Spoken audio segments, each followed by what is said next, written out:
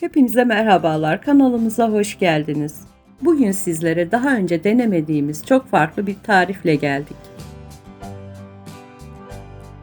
Osmaniye'nin Kadirli ilçesinden ünü tüm ülkeye yayılmış, yapımı da oldukça basit bir sucuk tarifi veriyor olacağız.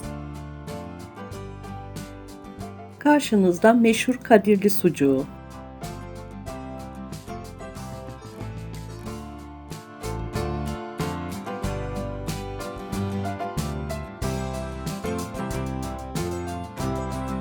Malzemelerimize bir göz atalım.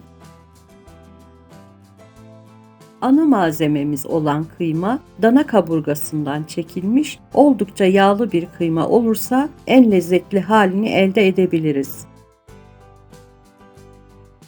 Gördüğünüz malzemelerimiz 4 kiloluk kıyma içindir. Kilo başına ölçüleri açıklamalar kısmında bulabilirsiniz.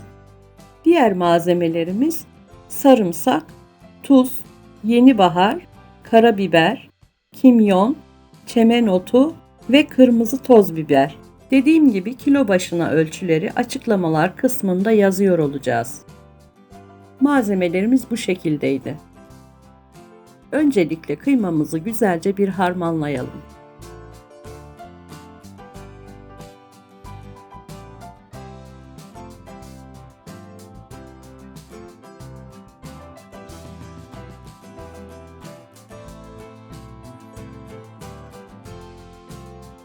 Daha sonra bütün malzemeleri ekleyip yoğurmaya başlıyoruz.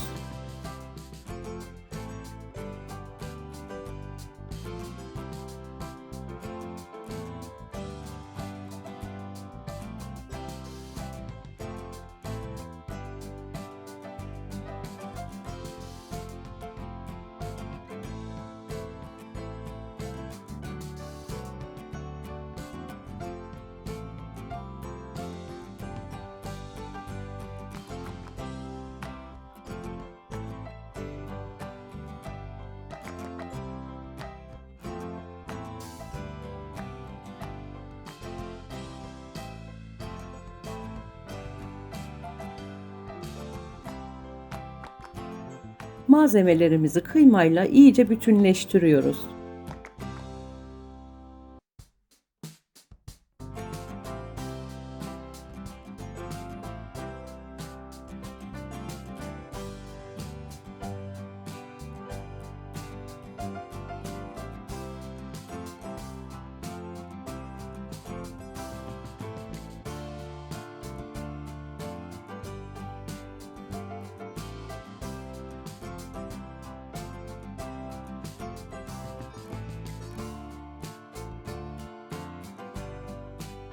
Kıvamını daha iyi alması için kilo başına yarım çay bardağı su ilave ederek yoğurmaya devam ediyoruz.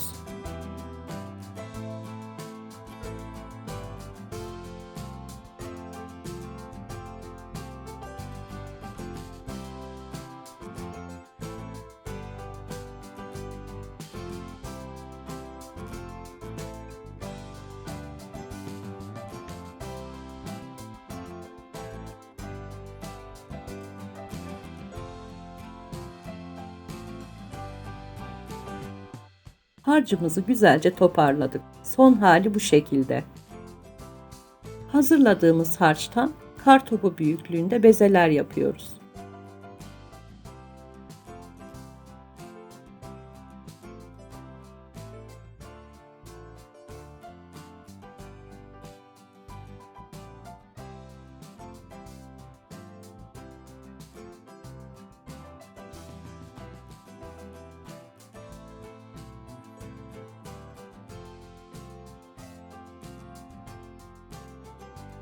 Porsiyonluk sucuklarımızı hazırladık.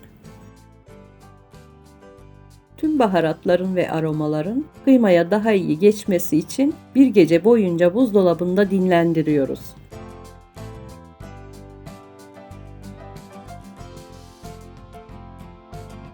Ertesi günden tekrar merhabalar.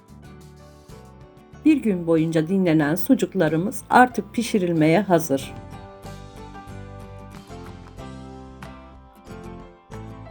Hazırladığımız porsiyonluk sucuklarımızı büyük bir köfte şeklinde getirip tavamıza alıyoruz.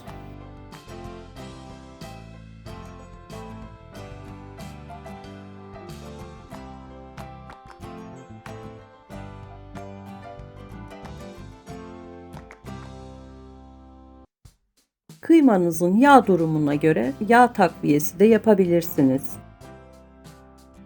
Şöyle bir alt üst edelim.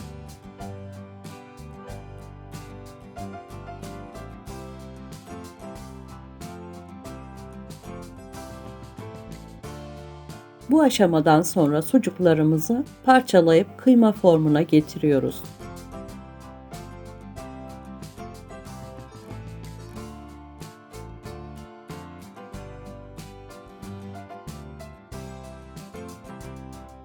Bu arada kullanmadığınız sucukları bu şekilde streç filme sarıp buzluğa atabilirsiniz.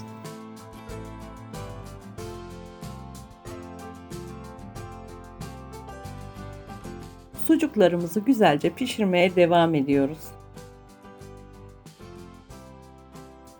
Bu arada son yüklenen videolarımızdan anında haberdar olmak için zil simgesine tıklayıp bildirimlerinizi açmayı ihmal etmeyin.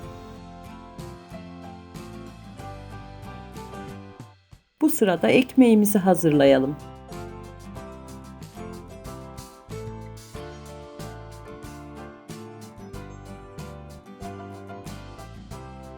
İçerisine koyacağınız diğer malzemeleri de keyfinize göre ayarlayabilirsiniz.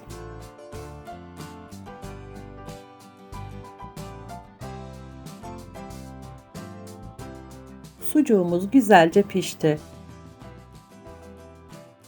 Hazırladığımız ekmeği yağını güzelce çekmesi için tavamıza bastırıyoruz.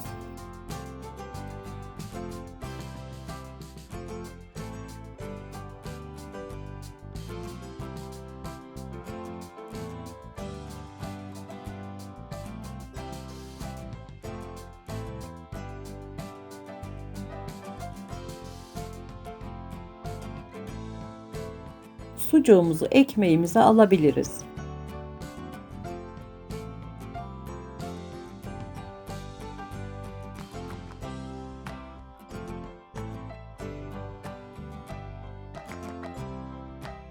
Gördüğünüz gibi son derece leziz görünüyor. İçerisine istediğiniz malzemeleri koyabilirsiniz.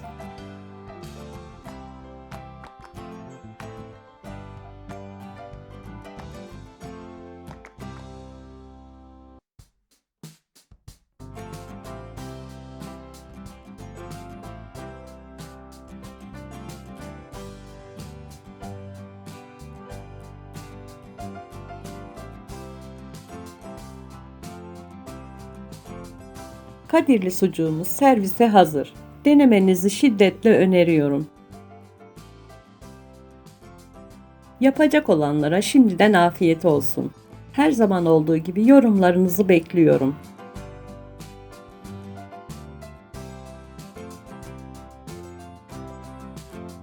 Bu tarz tariflerden haberdar olmak için kanalımıza abone olmayı, paylaşımlarımıza beğeni ve yorum yapmayı, Instagram sayfamızda takip etmeyi unutmayın. Bir sonraki videomuzda görüşmek üzere. Kendinize iyi bakın. Hoşça kalın.